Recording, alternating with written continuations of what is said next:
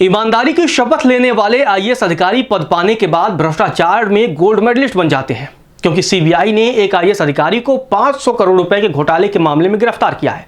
उसके बाद मन में ये सवाल पैदा होता है कि देश में जब कोई युवा यूपीएससी या प्रशासनिक सेवा की तैयारी करता है तो उसके मन में एक सपना होता है, देश सेवा का सपना, संविधान के प्रति निष्ठा, जनता के हितों की रक्षा और ईमानदारी से प्रशासन चलाने का संकल्प।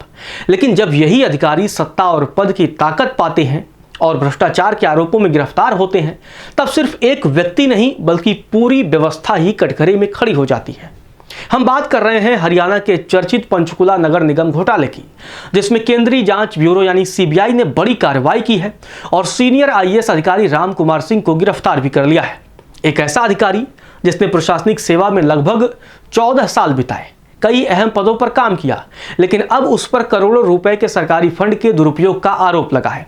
आखिर राम कुमार सिंह हैं कौन और क्या 79 करोड़ के पंचकुला नगर निगम घोटाले की पूरी कहानी क्या है और कैसे जांच के दौरान यह सामने आया कि यह पूरा मामला 500 करोड़ से भी अधिक का खेल है, विस्तार से आपको बताता हूं। सबसे पहले बात करते हैं राम कुमार सिंह की। राम कुमार सिंह हरियाणा कैडर के 2012 बैच के आईएएस अधिकारी हैं।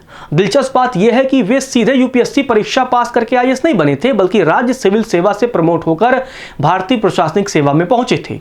उन्होंने राजनीतिक विज्ञान में एमए की डिग्री हासिल की और लंबे वक्त तक हरियाणा प्रशासन में कई अहम जिम्मेदारियां भी निभाई। अपने प्रशासनिक करियर के दौरान कई अहम विभागों में काम भी किया।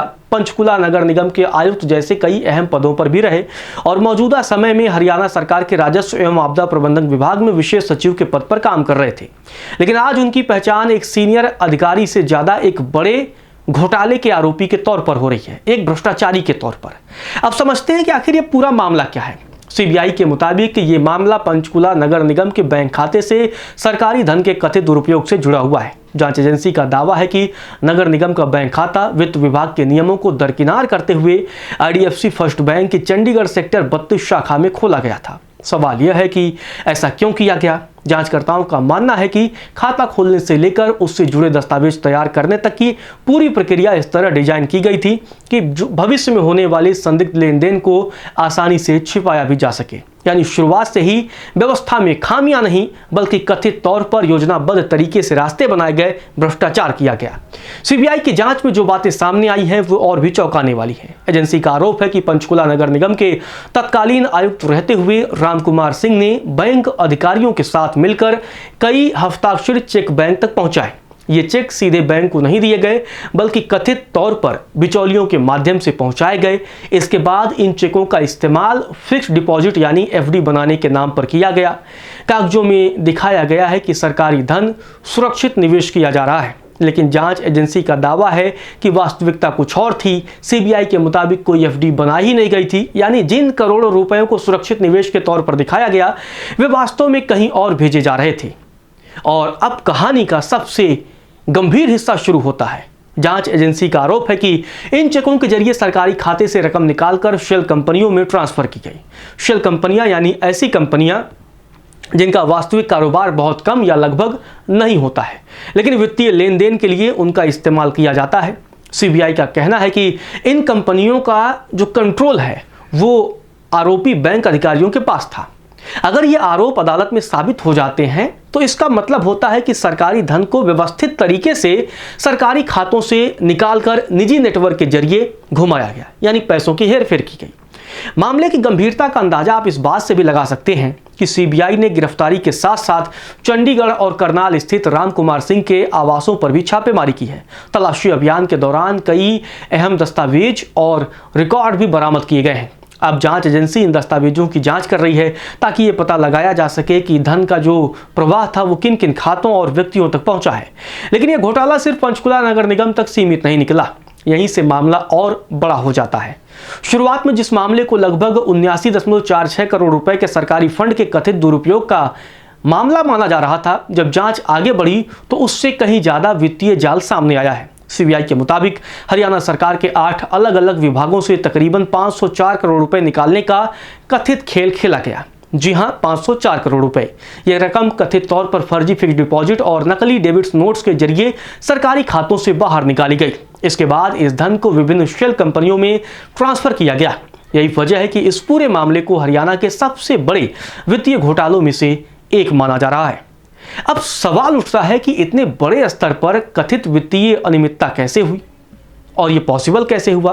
क्या सिर्फ कुछ बैंक अधिकारी इसमें शामिल थे? क्या सरकारी विभागों के अंदर मौजूद निगरानी तंत्र पूरी तरीके से विफल हो गया? क्या ऑडिट सिस्टम पर चेतावनी नहीं दे पाया? या फिर यह नेटवर्क इतना संगठित था कि सालों तक किसी को इसकी भनक नहीं लगी?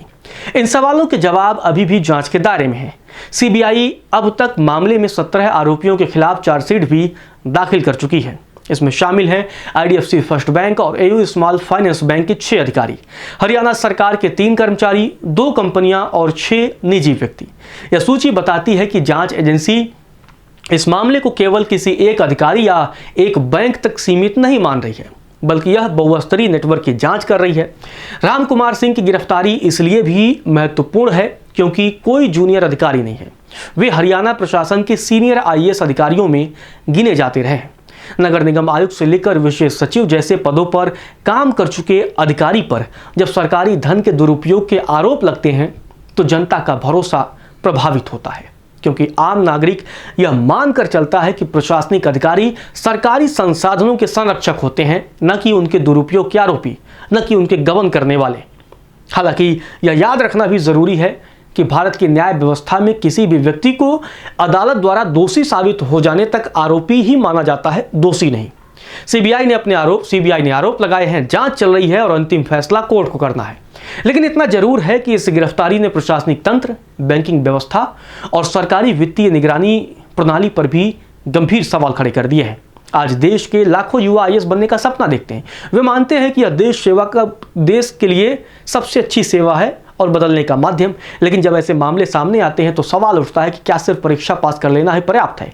क्या प्रशासनिक व्यवस्था में जवाबदेही और पारदर्शिता के लिए मजबूत तंत्र की जरूरत नहीं है? क्या भ्रष्टाचार के मामलों में कार्रवाई तेज और कठोर नहीं होनी चाहिए? और सबसे बड़ा सवाल, अगर सरकारी खजाने की रक्षा करने वाले ही उस पर सेंध लगाने के आरोपों में घिर जाए तो जनता भरोसा किस पर करे? फिलहाल पूरे देश की नज़र सीबीआई की आगे की जांच और अदालत की कार्यवाही पर टिकी है। क्या यह मामला कुछ व्यक्तियों तक ही सीमित रहेगा या फिर जांच में और बड़े नाम भी सामने आएंगे? या आने वाले समय बताएगा। लेकिन इतना तो तय है, पंचकुला नगर निगम फंड घोटाले ने हरियाणा ही नहीं पूरे देश के प्रशासनिक ढांचे को एक बार फिर कटघरे में खड़ा कर दिया है और कई ऐसे सवाल छोड़ गया है जिनके जवाब आने वाले वक्त में मिल पाएंगे।